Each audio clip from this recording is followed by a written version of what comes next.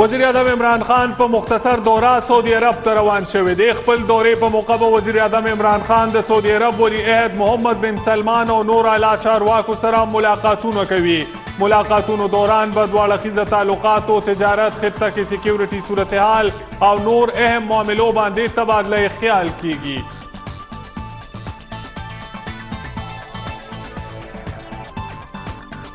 سعودی جیلونو کې قید پاکستانیانو رهایی معامله. سعودي ولی عهد محمد بن سلمان وزیر اعظم عمران خان سره 2000 نه سیوا قیدیانو رها کولو وعده پوره نه کړه.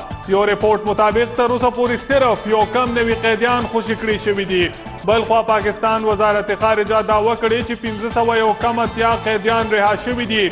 جسټس پروجیکټ پاکستان مطابق دې کې زیاتره قیدیان سعودي ولی عهد اعلان نه مخکې رها شوي وو.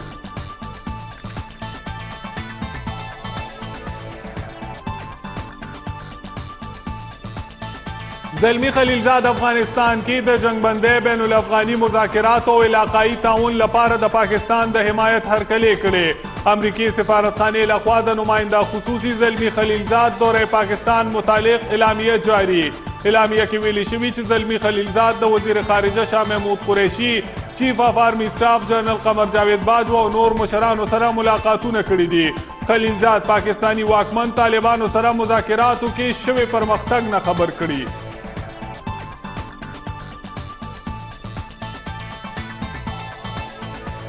خیبر پختونخوا حکومت اویا نه زیات پروجیکټس لپاره 100% فنډز جاری کړل. صوبایي حکومت ترجمان مطابق مختلف منصوبو لپاره تقریبا 19 ارب روپۍ جاری کړي شوي دي. ترجمان وایي چې دغه فنډز به تعلیم، صحت، جنګلات، انرژي اینډ پاور، سیاحت او معدنیات په شمول مختلف شعبو کې خرج کولی شي.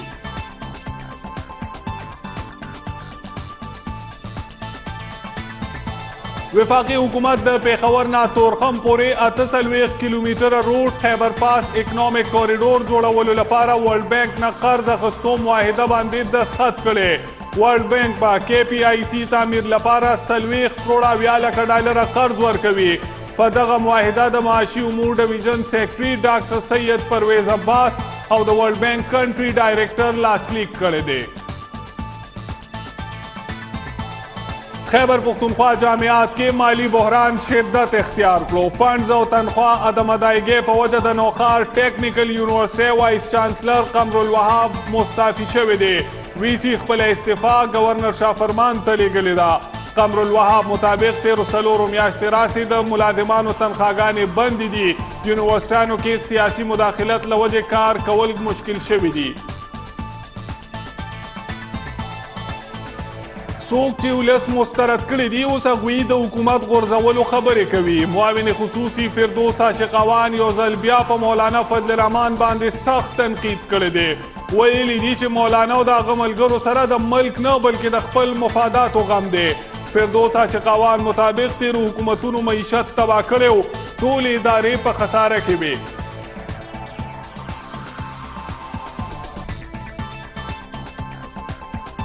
Punjab institute of cardiology की emergency services बहाल शू. वजीरत सेहत पंजाब यास्मीन राशिद मुताबिक अस्पताल की द्रेवरजी वरुस्तु मरीजानो इलाज sorrow show.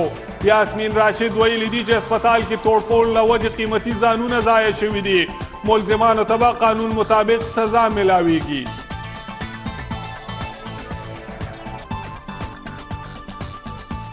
منشیات برآمدگی کیس د مسلم لیگ نون رہنما رانا ثناءاللہ خلاف انسداد منشیات خصوصی عدالت لاہور کې د کیس سماعت شوی دی. سماعت په موقع رانا ثناءاللہ سیکیورټي وجوهاتو له وجې عدالت ته نه دی پیش کړی شوی. عدالت د رانا ثناءاللہ جوډیشل ریمانډ کې 21 دسمبر پورې توسیع کړې ده.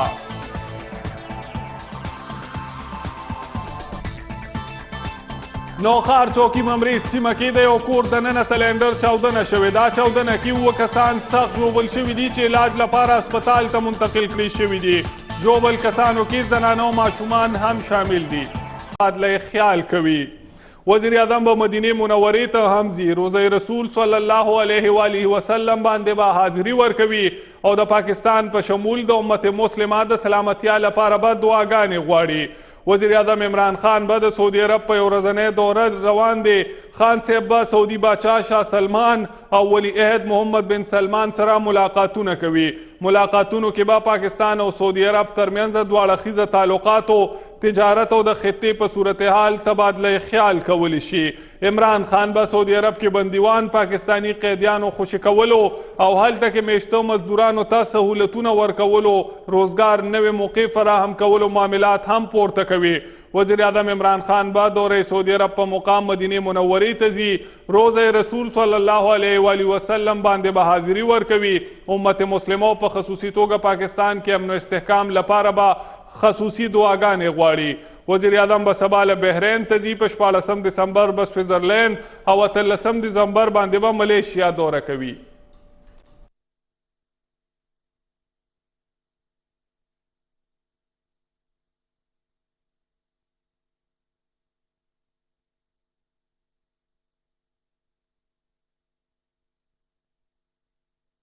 بولٹن کے راسرا اہم خبروں. This close affinity to Saudi Arabia, we feel that your people are brothers, and we would just like you to have that same feeling for them. Thank you very much. وزارت خارجہ مطابق د محمد بن سلمان په حکم 1501 پاکستانی قیدیان خوشي کړي شوي. بل خوا بهر ملکونو کې قید د پاکستانی وګړو حقوقو لپاره کارکونکي غیر سرکاري ادارې جسټس پروجیکټ پاکستان لخوا لاهور هائی کورٹ کې جمع کړي شوي تفصیلاتو مطابق سعودي عرب د شہزادہ محمد بن سلمان د حکم نه پس صرف یو کم نوي پاکستانی قیدیان خوشي کړي دي. د یو کې سماعت په موقع بیرسټر سارا بلال لاهور هائی کورٹ خبر کړي چې سعودي ولیعهد شہزادہ محمد بن سلمان خپل دوره پاکستان دوران سعودي عرب کې قید 2100 پاکستانی قیدیان خوشي کولو حکم ورکړی وو، ولې د سعودي باچا لخوا د معافی وروستو صرف یو کم نوي پاکستانیان رها کړي شوي دي. جسټس پروجیکټ مطابق د وزارت خارجه لخوا عدالت کې د 1501 پاکستانی قیدیان خوشي کېدو تفصیل جمع کړی شوی وو، ولې په حقیقت کې دغه قیدیانو کې زیاتره د ولیعهد محمد بن سلمان د حکم نه وړاندې کال 2013 دوران پاکستان ته واپس راغلي وو. موجوده وخت کې 26 لکه پاکستانی وګړي سعودي عرب کې د روزګار سلسله کې میشته دي، کوم چې زیاتره مزدور کار دي. سعودي عرب کې د روزګار سلسله کې میشته پاکستانیانو کې یو لویه شمیره د خیبر پختونخوا سره تعلق لري. د یادونې وړ ده چې د روان کال فروری میاشت کې سعودي ولیعهد شہزادہ محمد بن سلمان په 2 ورځنۍ دوره پاکستان ته راغلی وو. وزیر اعظم هاوس کې ورکړې شوې اشاعیه کې عمران خان محمد بن سلمان ته سعودي عرب کې قید پاکستانی قیدیان خوشي کولو خواست کړی وو. د دې په جواب کې سعودي ولیعهد ویلي وو چې هغوی د سعودي عرب کې د پاکستان سفیر وګڼلی شي. وروستو محمد بن سلمان د 2100 سیوا قید پاکستانی وګړو رها کولو حکم هم ورکړی وو. وزیر اعظم عمران خان د کینیډیم هم منصب سره په ټلیفون رابطه کړې ده او هغه ته انتخاباتو کې په کامیابۍ باندې مبارکي ورکړې ده. وزیر اعظم د کشمیر مسلې پرامن حل لپاره په اقداماتو پورته کولو هم زور راوړی دی. وزیر اعظم عمران خان کینیډین هم منصب جسټن ټروډو سره په ټلیفون رابطه کړې ده او هغه ته عام ټاکنو کې په کامیابۍ باندې مبارکي ورکړې ده. وزیر اعظم ویل چې جسټن ټروډو په مشرۍ کې به د پاکستان او کینیډا تعلقات نور مضبوط شي. وزیر اعظم عمران خان کینیډین وزیر اعظم د مقبوضه کشمیر تازه ترین صورتحال اول د بشري حقوقو خلاف ورزیانو نه خبر کړی دی او کشمیر کې لاک ډاون فوري ختمولو په ضرورت یې زور راوړی دی. وزیر اعظم عمران خان ویلی دی چې نړۍ کې امن لپاره د کشمیر مسلې پرامن حل راوستل ضروری دي. زلمی خلیلزاد افغانستان کې د جنگ بندۍ بین الافغاني مذاکراتو او علاقائی تعاون لپاره د پاکستان حمایت هرکلی کړی دی. امریکې سفارتخانې لخوا د نماینده خصوصي دورې پاکستان په حواله جاری شوې اعلامیه کې ویل شوي دي چې خلیلزاد پاکستانی واکمنو سره طالبانو سره مذاکراتو کې شوې پرمختګ په حواله خبرې کړي دي او هغوی یې د دغه ډیولپمنټ نه خبر کړي دي. د امریکې سفارتخانې لخوا جاری شوې اعلامیه کې ویل شوي دي چې افغانستان لپاره د امریکې نماینده خصوصي په 14 دسمبر اسلام آباد دوره کړې ده. اعلامیه کې ویل شوي دي چې زلمی خلیلزاد خارجه وزیر شاه محمود قریشي، چیف آف آرمی سټاف جنرل قمر جاوید باجوه او نور اعلی عہدیدارانو سره ملاقاتونه کړي دي. اعلامیې تر مخه نماینده خصوصي زلمی خلیلزاد پاکستانی واکمن د امریکې او طالبانو ترمنځ مذاکرات کې تر اوسه پورې شوي پرمختګ نه خبر کړي دي. اعلامیه کې ویل شوي دي چې زلمی خلیلزاد افغانستان کې د جنگ بندۍ د افغانانو خپلمنځي مذاکراتو او علاقائی تعاون لپاره د پاکستان حمایت هرکلی کړی دی. د امریکې سفارت اعلامیه وایي چې نماینده خصوصي زلمی خلیلزاد خطه کې د امن له وجې ترلاسه کیدونکي د سلامتي او معیشت په فوایدو هم زور راوړی دی. د طالبانو قطر دفتر ترجمان سهیل شاهین د امریکني استازي زلمي خلیلزاد هغه بیان باندې سخت غبرګون ښودلی چې پکې ویلي شوي و چې دوحه مذاکرات د بګرام ایربیس حملې له وجې ځنډول شوي دي. سهیل شاهین وینا تر مخه مذاکرات د طالبانو په مطالبه ملتوي کړي شوي دي.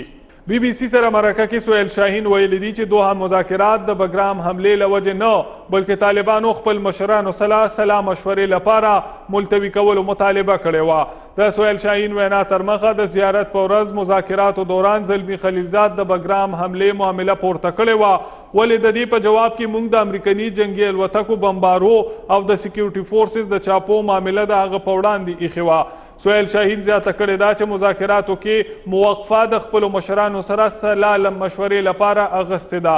یاد دې وي چې زلمي خلیلزاد تېره شپه خپل ټویټر بیان کې ویلي چې دوحه مذاکرات د بګرام پوځي اډې له وجې ملتوي کړې شوې ده.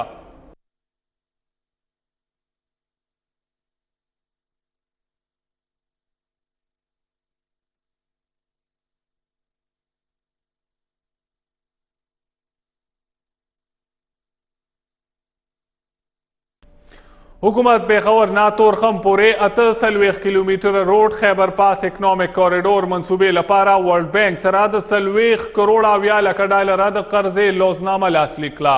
په لوزنامه باندې د معاشي امورو سیکرټري او د ورلډ بینک کنټري ډایرکټر لاسلیک کړی دی. په خیبر پاس اکنامک کوریډور منصوبه سنټرل ډیولپمنٹ ورکینګ پارټي غونډه کې سخت تنقید شوی او منصوبه بندۍ کمیشن هم په لاګت باندې سوالونه پورته کړي. د وزیر اعظم مشیر په مشرۍ کې قومي اقتصادي کونسل ایگزیکټیو کمیټې د دې منصوبې منظوري ورکړې وه. د اے ای ډي مطابق منصوبه کې د پیښور نه تورخم پورې 48 کیلومتره اوږد 4 لاینه روډ شامل دی. اعلامیې تر مخه د دې منصوبې د مکمل کېدو سره به خیبر پښتونخوا ته ډېره معاشي ګټه میلاو شي. د دې